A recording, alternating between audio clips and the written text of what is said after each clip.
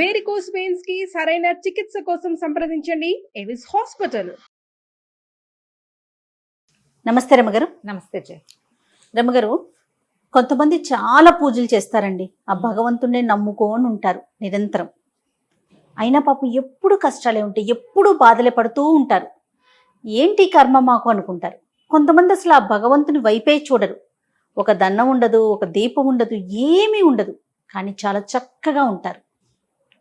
ఫైనాన్షియల్గా కానీ మిగతా ఎలాంటి సమస్యలు కనిపించవు. మరి లోపల ఏమైనా ఉంటాయేమో కానీ కనిపించడానికి మాత్రం హ్యాపీగా ఉంటారు. దీన్ని మనం ఎలా అర్థం చేసుకోవాలి? కర్మ సిద్ధాంతమా? ఆయన్ని నమ్ముకున్నప్పుడు హెల్ప్ చేయాలి కదా అని అనుకుంటూ ఉంటారు కూడా.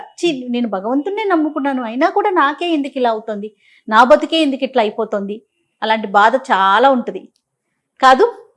మీకు మీ దగ్గరకు వచ్చాయా లేదా ఇలాంటి ప్రశ్నలు? వాళ్ళు వస్తాయి, వాళ్ళందరూ బాగున్నారు, మేము ఎందుకు బాగుండలేదు. మా శ్యామల్ గారు ఎప్పుడు చెప్తారు, దుర్మార్గులందరికీ డబ్బు, దుర్మార్గులకి అధికారం, వాళ్ళకి మంచి స్టేటస్ ఉంటున్నాయి, అద్భుతమైన లివింగ్ స్టైలు, వాళ్ళు ఏం చేయదలుచుకున్నా చేసేస్తారు. మనం మంచి వాళ్ళం, ఇతరులకి ఏ కీడు చెయ్యం, ఏ ప్రాబ్లమ్స్ క్రియేట్ చెయ్యం, అయినా కూడా మనకేవి కావాల్సినవి దొరకవు.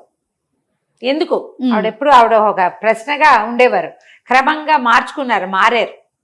మార్చుకుంటూ అంటే క్రమంగా లోకరీతిని అర్థం చేసుకున్నారనమాట. కర్మ సిద్ధాంతమే జయ. అంతేనా రమగారు? మనకి ఎప్పుడు ఏది రావాలని ఉందో అది నీ పూజ, నీ ప్రతిమ, నీ అది ఏమిటో వాటితో ప్రమేయం ఎక్కడ వచ్చేస్తుంది. నీ పూజ, నీ భక్తి, నీ ఇవన్నీ దానికి ప్లస్. పైగా పూజ, భక్తి, దేవుణ్ణి ధ్యానించటము, గుళ్ళోకి వెళ్ళటము, నోములు చేయటము, దేవుడికి సమర్పించటము, అవేవి ఇహసుఖాలకి కాదు, పరసుఖాలకి. అవి నీకోసం, నువ్వు భగవంతుడితో అనుసంధానం చేసుకోవడానికి ఏర్పరచబడినవి. నువ్వేమనుకుంటావు, ఓ 10 కొబ్బరికాయలు కొడితే ఈ పని చేస్తాడు దేవుడు, ఆయన మన ఇంటి బంట్రొత్తు, అరే నీకు జీతం ఇస్తా పని చేయరా అంటే వాడు ఎవడో చేసినట్టుగా భగవంతుడు ఎందుకు చేస్తాడు? నీకు చెయ్యాలని కోరుకుంటాం. నేను ఇవన్నీ చేస్తున్నాను, నువ్వు ఇవన్నీ నాకు చేసి పెట్టు. మనకి అల్టిమేట్ గోల్ ఏమిటి అనేది ఉండదు, తట్టదు మనుషులకి. మనం అంటే అది తప్పని కాదు, మానవ సహజమైనది. మనం తాత్కాలిక కష్టాన్ని ఓర్చుకోలేకపోతాం. ఈ కష్టం తీరిపోవాలి, ఈ సమస్య పోవాలి. ఇక్కడికి మనకు అదేదో కావాలి, అది వచ్చేయాలి.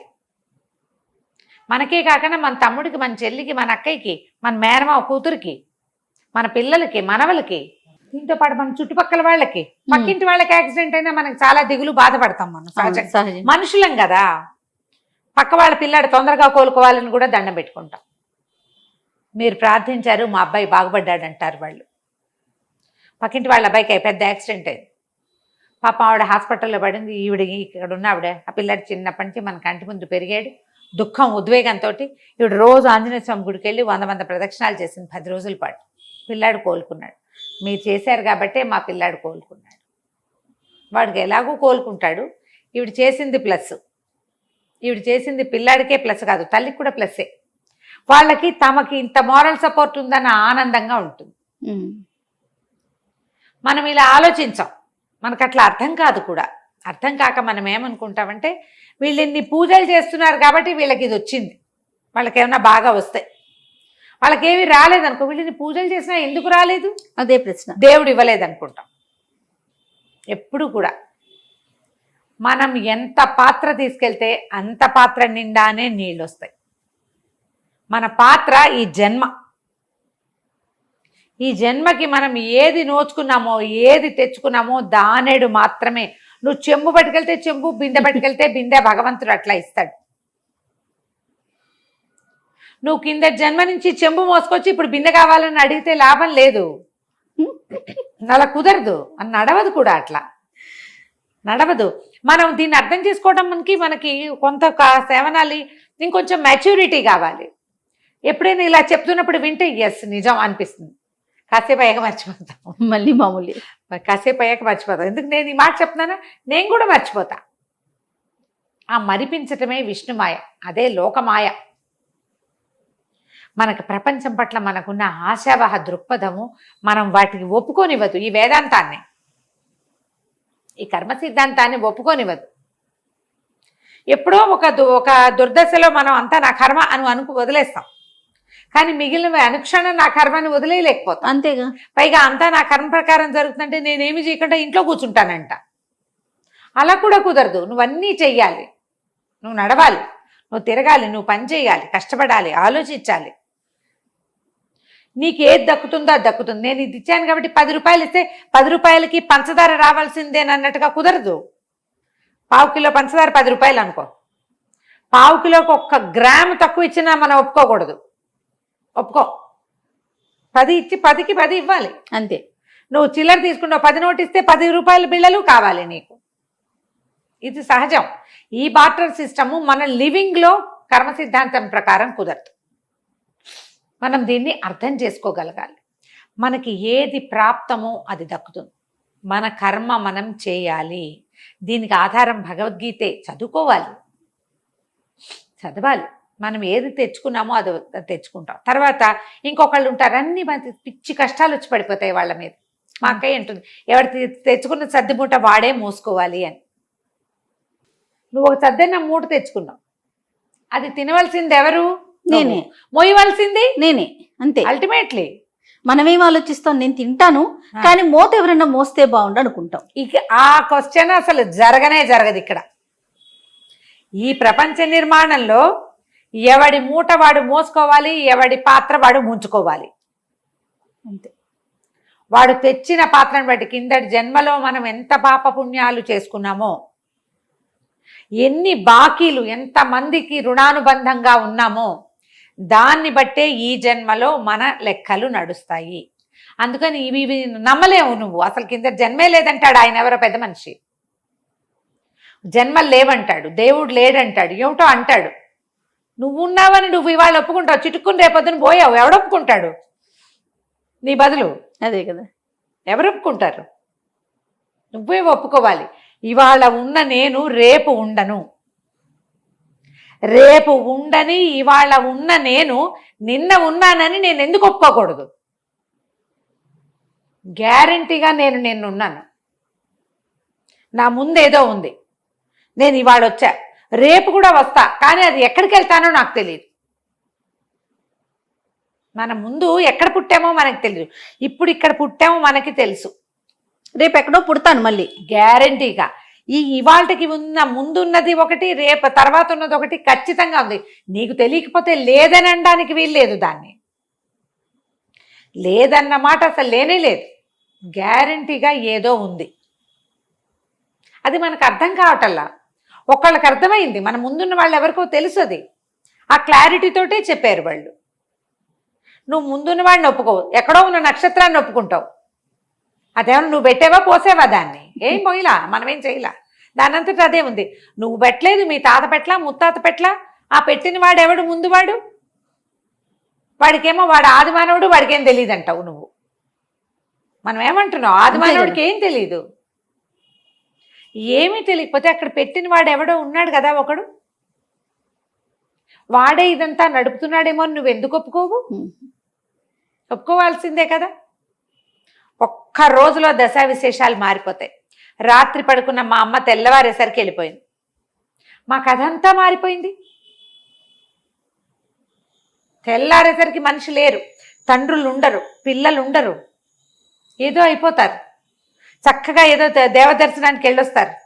మొత్తం కుటుంబం అంతా పోయారు. కొంతమంది తుఫానో ఏదో వెహికల్లో వచ్చేటప్పుడు ఆ వెహికల్లో ఉన్న 16 మందిలో కేవలం 2 మిగిలారు. మిగిలిన వాళ్ళంతా వెళ్ళిపోయారు. ఎలా ఈ నాటకం ఎట్లా నడుస్తోంది? మనకు తెలియందేదో నడుస్తున్నట్టే కదా. అంటే మనం చేసిన దాని వల్ల కాదు, చేసేదాని వల్ల కాదు. మనం చేసేది రేపటికి కదా రమ్మగారు. ఈరోజు నువ్వు చెయ్యాలి కాబట్టి చేస్తున్నావు. చేసేయి. ఫలితం కోసం ఆశించుకో, ఆశించద్దు. నడుస్తూ ఉంటుంది. కొన్ని చోట్ల చూడు, ఒక 10 మంది పిల్లలు ఉంటారా, పెద్దవాళ్ళు ఆఖరి వాళ్ళు ఇల్లంతా మోసుకుంటూ ఉంటారు. మధ్యలో కొంతమందికి ఏ బాధ్యత ఉండదు. అంతా ఒక్క తల్లికే పుడతారు, ఒక్క ఇంట్లోనే పుడతారు, అంతా ఒకటే. ఎందుకు ఈ పైవాడికి కిందవాడికి మాత్రమే ఈ పని, ఈ బాధ్యత ఎందుకుంటాయి? వాళ్ళే అందరి బాధలు వీళ్ళే పడతారు, అందరికి వచ్చిన కష్టాలు వాళ్ళే తీరుస్తారు, ప్రతి సమస్య వాళ్ళే సాల్వ్ చేస్తారు. ఎందుకంటే వాడికి రుణానుబంధం ఎక్కువ ఉంది వీళ్ళతోటి, మిగిలిన వాళ్ళతోటి. అందుకని పనిచేస్తాడు. ఏ రుణానుబంధము లేనివాడు హాయిగా తామరాకు మీద నీటి పట్టలే ఇంట్లో పుడతాడు, హాయిగా తిన్నంతకాలం తింటాడు, వాడు దశ విశేషం వెళ్ళిపోతాడు ఎక్కడికో ఒక చోట. అందుకని ఇప్పుడు ఏ పని పూజ చేయట్లేదు వాడెవడికో వచ్చి పడిపోతుందని నువ్వు అనుకోవద్దు, ఆలోచించద్దు అట్లా. వాడేం చేసుకొచ్చుకున్నాడో వాడు అనుభవిస్తున్నాడు. నీకు కష్టంగా ఉంది, నేనేం చేసి వచ్చాను, నాకు ఈ కష్టంగా ఉందనుకో, ఈ కష్టాన్ని బలవంతంగా భరించేసి కొన్నాళ్ళకు సుఖాలు గ్యారంటీగా వస్తాయి. ఎలాంటి చక్రానికైనా కింద మీద ఉంటాయి అంతే. కానీ నువ్వు అది మానేసి దేవుణ్ణి తిడితే దైవనింద అసలు చేయకూడదు కదా. మరి వాడు ఏ పూజ చేయని వాడికి డబ్బులున్నాయి, నేను ఇంత పూజ చేస్తాను, పూజ చేసి ఉద్ధరిస్తున్నావా? నువ్వెవరిని ఉద్ధరించట్లా, నీకోసం నువ్వు చేసుకున్నావు. నీ పొట్టకి నువ్వు అన్నం తిన్నట్టే నువ్వు పూజ చేయటం అంటే. నీ గాలి నువ్వు పీల్చుకున్నావు, లోకోపకారం అది కాదు కదా. ఆలోచించండి, మనం గాలి తీసుకుంటున్నాం, మనం అన్నం తింటున్నాం, మన జీవన క్రియలన్నీ నడుస్తున్నాయి. ఆహార విసర్జకాలు సహజంగా జరిగిపోతూ ఉంటాయి. అవి నువ్వెవరి ఉద్ధరింపు కాదు, నీకోసం నువ్వు చేస్తున్నావు. నువ్వు దైవ పూజ కూడా నీకోసం నువ్వు చేసేదే. మనం ఎవరిని ఉద్ధరించట్లా. నీ పూజ లేకపోయినా భగవంతుడికి పోయేదేం లేదు. నువ్వు చేసే పూజ నీ మనోప్రక్షాళన కోసం చేస్తున్నావు అంతే. భగవంతుడికి మేలు చేయటల్లా, మనకి మనం చేసుకుంటున్నాం. దేవా ఇది చేశాను, నాకు ఈ అవకాశం ఇవ్వు అని ప్రార్థించు. నేను ఇంత చేసినా ఇలా నాకేం అవ్వట్లేదంటే నేను గతంలో ఏం పొరపాటు చేశానో ఆ పొరపాట్లన్నీ క్షమించమని అడుగు. ఈ కష్టం పళ్ళ బిగువున నువ్వు నాకు తోడుండు, నేను ఈ కష్టాన్ని ఈదేస్తానని భగవంతుని కనుక్కో, అడుగు. నీతో ఉంటాడు, ఈ కష్టాన్ని కడతీరుస్తాడు నీతో పాటుగా. ఇప్పుడు మనతో పాటు ఒకడు ఉండటం అవసరం కదా ఎక్కడైనా. అవును అవును. చీకట్లో వెళ్తాను జయ, భయం వేస్తుంది మనకి. ఇంకోటి ఉంటే బాగుండు అనిపిస్తుంది. వాడు ఏమైనా ఎత్తుకుని దాటిస్తాడా మన్ని? కాదు, మనతో పాటు ఉంటాడు. భగవంతుడు మనతో పాటు ఉండేవాడు, మనని ఎత్తుకుని దాటించేవాడు కాదు. నీ నడక నువ్వే నడుచుకోవాలి. ఆయన మీద భరోసాతోటి నడుస్తావు నువ్వు. ఆ భరోసా దేవుడు. దాన్ని నమ్మితే మనకి వాళ్ళకి బాగుంది మనకు బాగోలేదు ఇలాంటి కంపారిజన్స్ రావు అసలు. అలా ఆలోచించకూడదు కూడా. పూర్తి స్థాయి కర్మ సిద్ధాంతమే. నేను ఎప్పుడు చెప్తానో దేవుడు నాతోటి ఉన్నాడు అని. అవును. ఏ ఇబ్బందో సబ్బందో నెప్పో మందు వేసుకుంటే అవకాశం ఇస్తే మందు పడుతుంది, పడకపోతే పళ్ళ బిగువని మోసుకుంటూ తిరగటమే దాన్ని. అంతే. ఇలా ఆలోచించు, చాలా హాయిగా ఉంటావు. ఎస్. నువ్వు పెద్ద పెద్ద సిద్ధాంతాలు ఏమో ఆలోచించద్దు, ఇంతే చాలు. సింపుల్ గా చాలు. సింపుల్. నేను చేసే పూజ దేవుడికి ఉద్ధరింపు కాదు, అది నన్ను ఉద్ధరించుకోవడానికి నేను చేస్తున్నది. దేవుడికి నా పూజ కర్ల, నా శ్రద్ధ కావాలి. ఎస్, కరెక్ట్ మాట. నువ్వు ఆయనతో ఎలా అటాచ్ అవుతావో దాన్ని బట్టి నీ ప్రయాణం వెళ్తుంది. ఇలా ఆలోచిస్తే హాయిగా ఉంటుంది. ఏ కర్మ సిద్ధాంతం మీరు నేర్చుకోకర్లా, మన పని మనం చేసుకుంటూ పోవటమే. అంతే కదా. కష్టమో నిష్ఠూరమో చేయడమే, చేస్తూ ఉంటే సరిపోతుంది. అదే సర్దుకుంటుంది. కొన్నాళ్ళకి నీకు అది అలవాటు అయిపోవచ్చు. అవును. ఎలా మారాలో అట్లా మారుతుంది. రోజులు మారిపోతున్నాయి కదా, తెల్లవారేసరికి రోజు మారిపోతుంది. క్రమంగా ఈ స్థితిలో మార్పు రావచ్చు.